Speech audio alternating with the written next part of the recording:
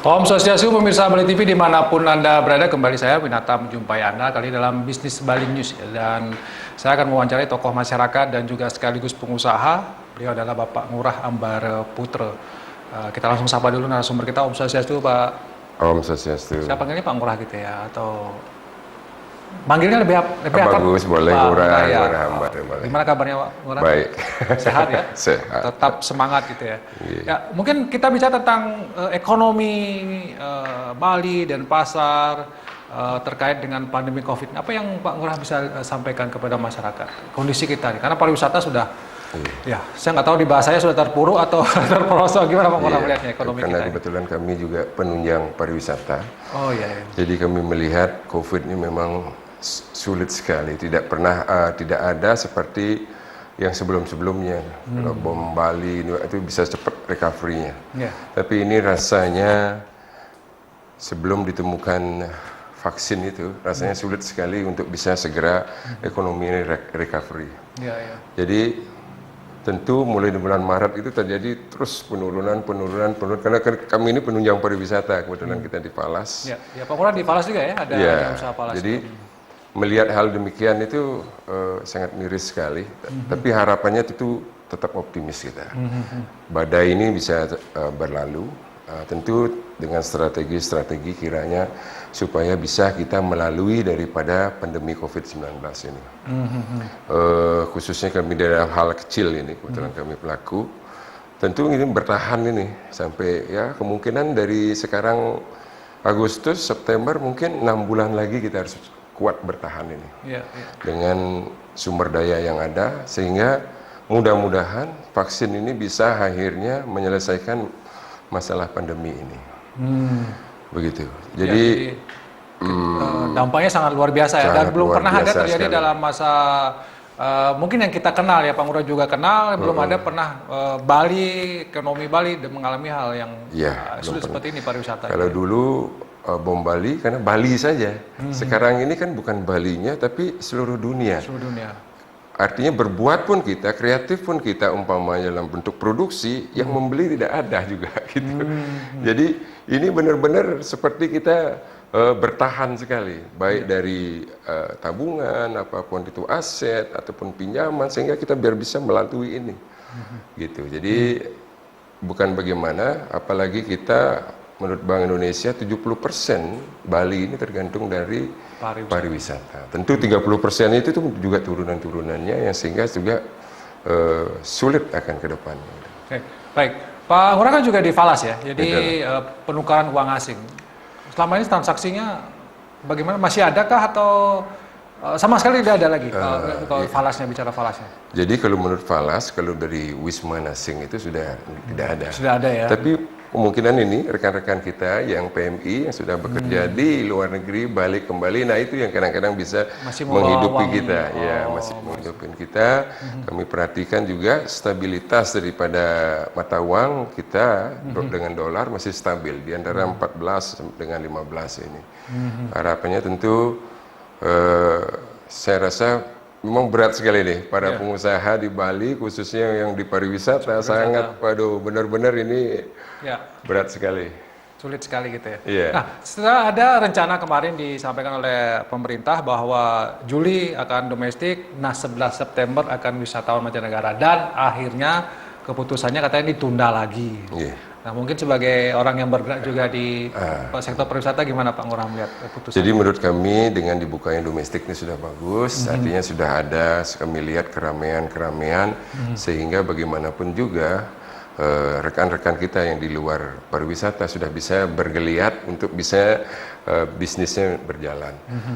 Tentu kalau kita dari penunjang pariwisata ini menunggu, karena September ini rencananya kan batal ini. Batal ya. Perkiraan kami sampai vaksin itu ditemukan, sampai vaksin itu ditemukan dan mempunyai keyakinan, sehingga tamu dari luar negeri untuk berkunjung pun mempunyai keamanan, khususnya baik tentang kesehatannya maupun yang lainnya.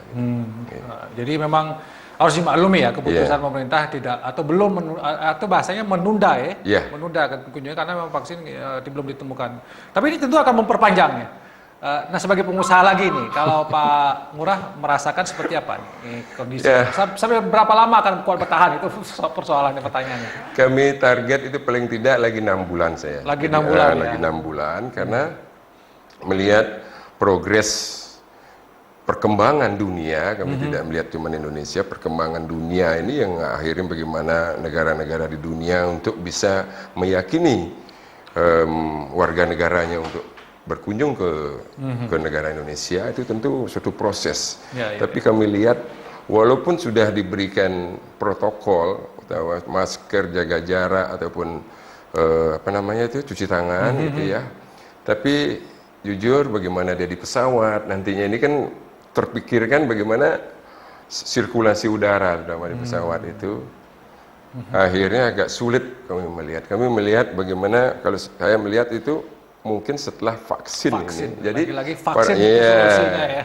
Solusinya itu kalau belum ada vaksin, udahlah nggak usah ngomong pariwisata bangkit gitu ya. Susah aja. Supaya tidak nanti orang yang berkunjung ke daerah kita ini malah kena penyakit gitu. Kena virus malah akan betul. Jadi harapannya tentu pemerintah memberikan stimulus-stimulus yang kiranya meringankan para pengusaha, kan gitu.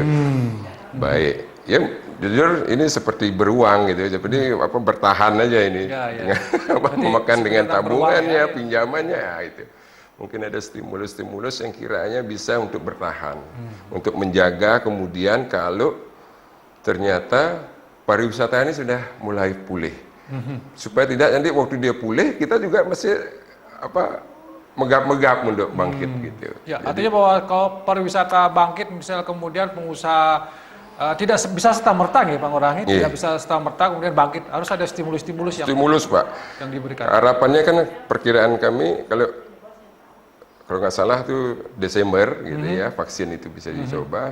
3 bulan dari Desember itu mungkin baru ekonomi seperti semula lagi. Itu harapannya. Tentu untuk bertahan 6 bulan ini, pemerintah juga harapannya bisa memberikan stimulus-stimulus sehingga nanti waktu dibuka mereka sudah siap untuk bangkit. Untuk bangkit lagi. Baik. Kalau kita bicara tentang konteks Bali, memang pariwisata menjadi andalan. Nah, kalau kita bicara lebih sekup lagi ke Denpasar ini, Pak Ngurah. Pak Ngurah juga orang Denpasar gitu ya. Apa yang mesti dilakukan orang-orang Denpasar gitu ya, kira-kira untuk bagaimana bertahan dalam kondisi pendidikan? Kalau Pak Ngurah mengatakan tadi, kita kreatif, daya beli yang nggak ada. Apa yang mesti dilakukan kalau misalnya Pak Ngurah? Jadi seperti kota Denpasar ini ke depannya, tentu harapannya para pengusahanya, baik itu pemerintahannya, bisa menjamin tenaga kerjanya, begitu juga menjamin daripada warganya untuk bisa bertahan ya seperti ini COVID ini. Berapa bulan, 9 bulan kah atau 1 tahun, sehingga mereka siap untuk menerima tantangan ini. Dan mereka sudah yakin bahwa setelah ini pasti kita bisa bersaing begitu. Gitu. Jadi harus ada semacam cadangan ya, ada jaminan gitu ya, bahwa Tapi kalau kita lagi-lagi bicara Denpasar yang mungkin pertaniannya tidak seperti daerah-daerah lain, kita memang bergantung pada sektor jasa dan perdagangan gitulah. Mungkin perlu ada inovasi nggak kira-kira menurut Pak Ngurah ke depan, apa yang mesti dilakukan Kota Denpasar ini? Jadi kami melihat bahwa kalau Denpasar ini kan tergantung dari lahan sudah tidak ada. Betul, lahan pertanian sudah. Tentu sumber daya manusia yang ditingkatkan. Bicara sumber daya manusia pasti pendidikan ini. Pendidikan tentu pemerintah ini harus bagaimana ini supaya masyarakatnya benar-benar bisa bisa diberikan pendidikan yang begitu tinggi sehingga mampu berkompetisi, sehingga kreatif gitu lah. Kreatif mempunyai jangan sampai tidak punya kreativitas sehingga bukan bagaimana diserbu dari luar itu tadi. Gitu. Ya, dan itu kita alami ya sekarang ya. Jadi SDM pendidikan itu pendidikan harus ditingkatkan. Setelah pendidikan tinggal, jangan juga seperti Pak Dasi sampaikan tidak punya sifat priayi ataupun birokrasi. Akhirnya di luar itu pun harus dikerjakan. Jangan sudah pendidikannya bagus, mungkin di sana ada tool-tool yang menyebabkan orang untuk bisa berkompetisi khususnya di Denpasar ini sehingga kita bisa menjadi tuan di tanahnya sendiri. Jadi tuan rumah ya. Di daerah tersebut. Dan ini yang selama ini mungkin menjadi PR besar kita ya Pak Ngurah ya, yang harus yang harus diserius pendidikan. Nah, kalau misalnya bicara pertanian, nah ini kan juga sudah mulai berkembang, ada pertanian yang urban farming dan segala macam. Gimana menurut Pak Ngurah ini? Apakah tren ini bisa diteruskan lagi setelah pasca pandemi ada seperti apa? Memang pertanian yang sekarang berkembang sekarang itu seperti hidroponik gitu ya, di rumah-rumah itu sangat harus dikembangkan. Melihat tren pandemi ini juga harus siap-siap semua masyarakat, khususnya di perkotaan seperti Denpasar ini. Jadi sehingga bisa menunjang, kalau terjadi apa-apa bisa menunjang. Tapi yang paling pentingnya itulah pemerintah berani menjamin, punya jaminan kepada setiap keluarga untuk bagaimana melewati pandemi ini nanti. Kalau ini terjadi lagi di kemudian hari gitu. Oke.